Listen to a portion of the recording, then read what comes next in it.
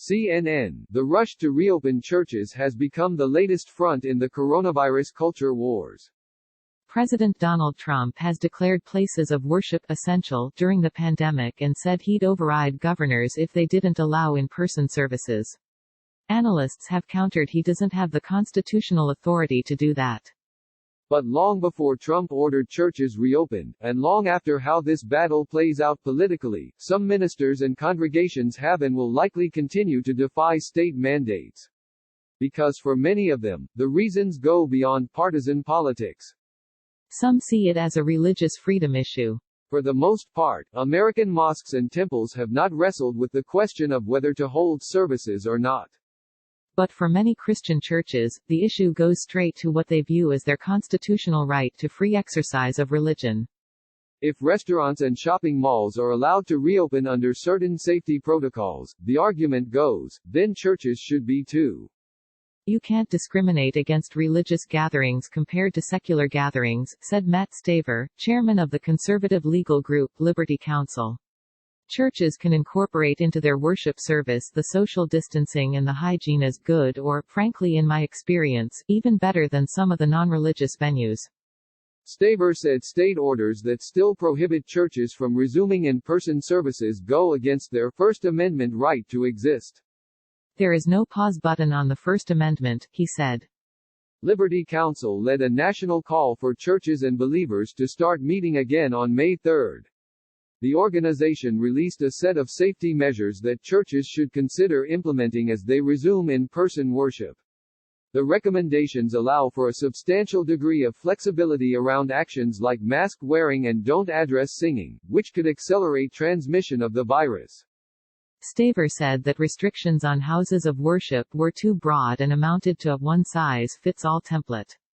People in faith communities need churches more than ever during this moment, he said, and churches should be able to decide for themselves how best to serve their communities without government intervention. For some, physical gatherings are a key part of the faith. In many Christian denominations, assembling physically for worship is critical to the faith. Many houses of worship initially adapted to the pandemic by holding virtual or drive-through services. But for the faithful, nothing can replicate the act of physically coming together at the end of the week.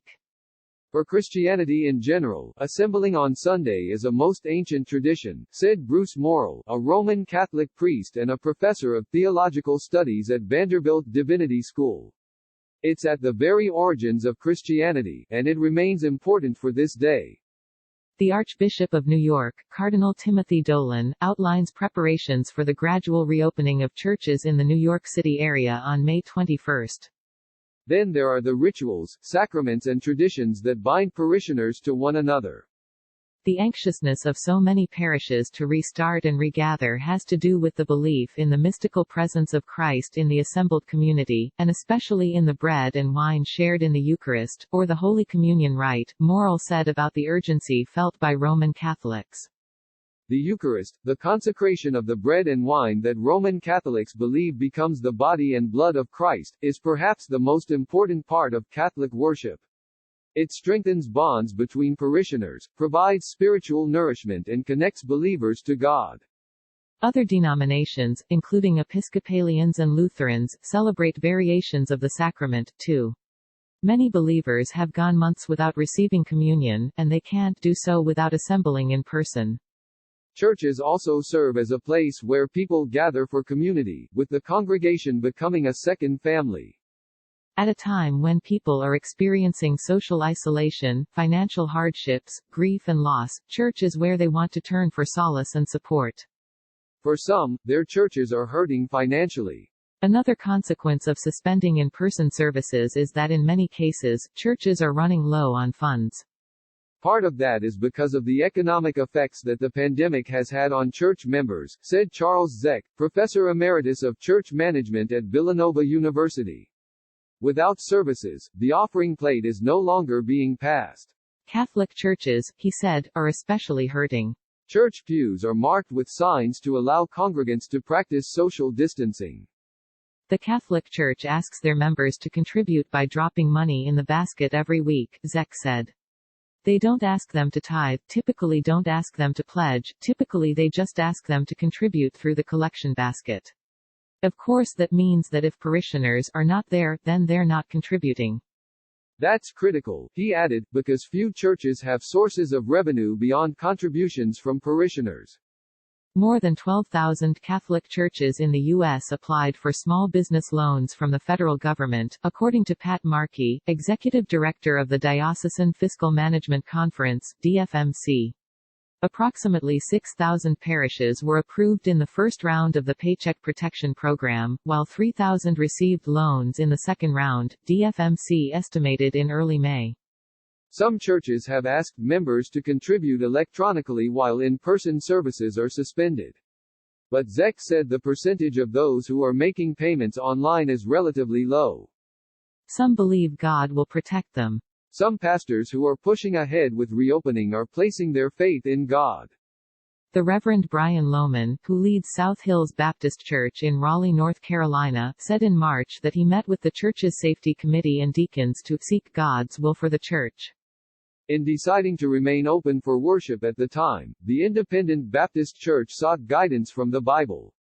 The same God that told us not to stop coming together to worship Him during these times of increased illness and persecution is the same one who does not want us to be afraid, Lohman wrote in a letter to his congregation. At Life Tabernacle Church in Baton Rouge, Louisiana, Pastor Tony Spell, who made headlines for repeatedly holding large church services in defiance of the governor's order, said in March that congregants were gathering for singing and dancing and slaying of the Spirit, even the laying on of hands to heal the sick. The Bible tells us to lay hands on the sick and they shall recover and will continue to do that without the fear of the spread of any virus, he said at the time. Though Spell said he was not opposed to doctors, he said members of his congregation have been healed of diseases like cancer. But some have decided they can't reopen at all. For all the churches that have forged ahead with plans to reopen, there are others that have made different decisions. The Episcopal Diocese of North Carolina and the Southern New England Conference of the United Church of Christ are among the institutions cautioning churches to wait longer before welcoming parishioners back in their pews. Rates of COVID-19 infections, hospitalizations and deaths have not yet shown enough of a decline, both organizations said, and taking a more measured approach is in the best interests of faith communities. A man helps clean and sanitize pews following an in-person Mass at Christ the King Catholic Church in San Antonio on May 19. The Reverend Cameron Barr, senior pastor of the United Church of Chapel Hill, North Carolina, said he and a group of about 20 local pastors have been meeting weekly with a physician to determine whether it is safe to resume in-person services. At this time, the group has decided that it's not responsible to resume. The community hasn't seen a sustained decrease in infections, widespread rapid testing isn't yet available and the capability to conduct contact tracing isn't up to par. And even if they did resume in-person services, things would look drastically different. They wouldn't be singing, exchanging the sign of peace or receiving communion. If you come to church and you can't sing or partake in the sacrament or build community together, then we're really serving a pretty thin soup, Barr said. Close Dialogue, the day's biggest stories in 10 minutes or less. Sign up and get access to videos and weekly student quizzes. Sign me up, no thanks. By subscribing you agree to our privacy policy. The pandemic has been difficult for believers, Barr said, as it has been for everyone. But while he and his congregation miss the practices, rituals and community that they share, they're drawing on another part of their faith, that showing love for one another means doing whatever they can to keep each other safe.